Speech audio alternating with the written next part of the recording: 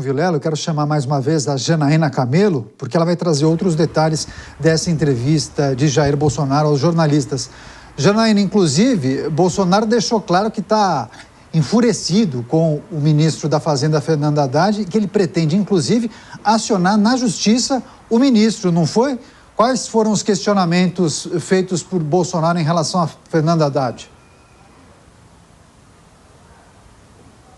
Pois é, Caniato, ele disse que vai processar Fernando Haddad por tê-lo associado à campanha da oposição contra a medida que acabou sendo revogada do governo federal de monitoramento do PIX, né? Uma medida que foi revogada depois de ter tido aí uma repercussão muito negativa e por conta de desinformação de que esse PIX seria taxado. E aí, Bolsonaro, ele mencionou também acusações de Haddad contra ele e os filhos dele, de que eles teriam comprado imóveis com dinheiro de rachadinha. Vamos ouvir o que o ex-presidente disse. E me acusa de ter arranjado dinheiro via rachadinha para comprar 101 imóveis. Eu estou por trás da Receita. Quem criou o PIX foi o meu governo, desculpa aí, foi o meu governo. Em novembro de 20, depois do auxílio emergencial, que nós descobrimos em torno de 40 milhões de invisíveis no Brasil, que passaram a ter conta em banco. E passaram a usar o PIX desde novembro de 20, sem qualquer taxa. E quando o PT do Haddad vê que por dia se movimenta mais de 100 bilhões de reais por dia, o que ele vê nisso aí? Uma maneira de buscar alguma coisa. Não é taxando no primeiro momento. E acusa por acusar, eu só tenho um caminho, né? Acreditar na justiça e processá-lo. Como eu vou fazer?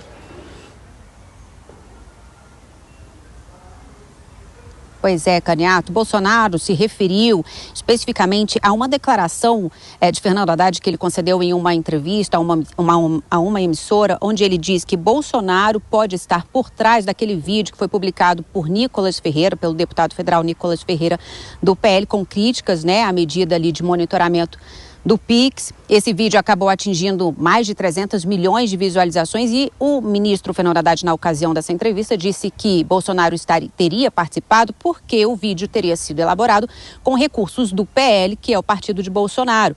E nessa mesma entrevista, Haddad também mencionou que Bolsonaro e os filhos têm uma bronca, ele usou esse termo bronca, com a Receita Federal e por isso estaria fazendo aí essas críticas. Agora, Caniato, já tem um processo que está tramitando no Supremo Tribunal Federal, foi protocolado pelo senador Flávio Bolsonaro, porque Haddad, quando ele anunciou a revogação da medida, ele também acabou mencionando aquela investigação contra Flávio Bolsonaro por uma suposta rachadinha no gabinete dele quando ele era deputado estadual no Rio de Janeiro, uma investigação que acabou sendo arquivada, né? E esse processo já está no STF e foi distribuído, inclusive para o ministro André Mendonça. Caniato. Tá certo, Janaína Camelo trazendo as últimas informações de Brasília e em destaque essa entrevista concedida por Jair Bolsonaro a jornalistas no aeroporto enquanto levava a sua esposa Michele, que vai aos Estados Unidos. Valeu, Janaína, daqui a pouco a gente volta a conversar. Deixa eu retomar com o Cristiano Vilela alguns pontos importantes, principalmente essa última fala de Jair Bolsonaro, dizendo que vai acionar na justiça o ministro da Fazenda, Fernando Haddad, que concedeu uma série de entrevistas. E o ministro questionou, digamos, a lisura da família Bolsonaro em relação à aquisição de imóveis, mencionou os casos de acusação de rachadinha e também disse que Jair Bolsonaro estaria por trás, teria arquitetado o tal do vídeo do Nicolas Ferreira, vídeo que teve muito sucesso, né, sobre aquela fiscalização, monitoramento das transações por PIX.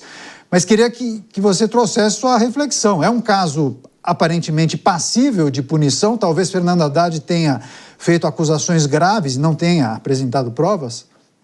Exatamente, ao meu ver, o presidente Bolsonaro está corretíssimo na sua avaliação, na sua demonstração do interesse, de uma vez sendo ofendido, sem provas, sem elementos, sem base na verdade, ingressar na justiça e pedir uma decisão judicial contra a pessoa que promoveu esse tipo de ofensa. E convenhamos, não me parece adequado, me parece realmente que nesse ponto o ministro da Fazenda, Fernando Haddad, talvez ali um pouco atordoado diante das críticas e diante do grave problema que se tornou essa história do Pix, de alguma forma ele acabou mirando em Jair Bolsonaro e acabou ultrapassando talvez os limites do razoável na sua fala.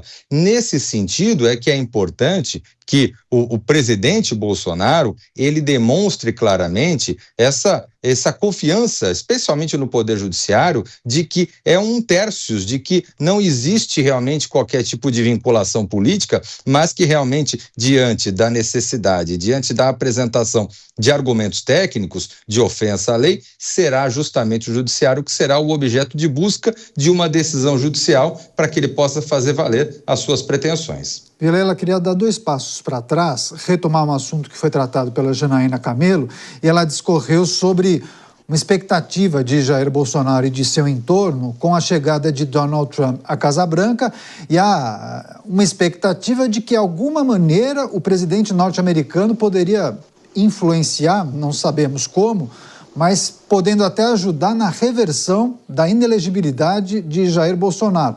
E claro que as pessoas se perguntam, bom, mas de que forma, então, o presidente dos Estados Unidos poderia exercer algum tipo de pressão sobre uma legislação vigente aqui no Brasil? Dá alguma pista para a gente de que forma o Donald Trump poderia ajudar Jair Bolsonaro a reverter a inelegibilidade? Olha, com relação a isso, a chance é 0, viu, Caniato? Isso aí realmente é a torcida dos mais apaixonados, daqueles mais dedicados ali que eventualmente podem ver uma possibilidade ou algum tipo de sinalização, mas não existe. São 2 estados totalmente distintos, 2 autoridades totalmente distintas. Eu não vejo chance nenhuma desse tipo de influência entre estados diferentes. O que pode acontecer naturalmente é uma influência no campo político. Evidentemente, quando você tem mais governos conservadores pelo mundo, especialmente em países-chave como os Estados Unidos, é natural que isso pode, de alguma forma, reverberar politicamente a favor de uma onda conservadora num país como o Brasil, por exemplo. Isso é algo que pode ser analisado politicamente, mas do ponto de vista de influência de um estado em relação ao outro, a chance é 0.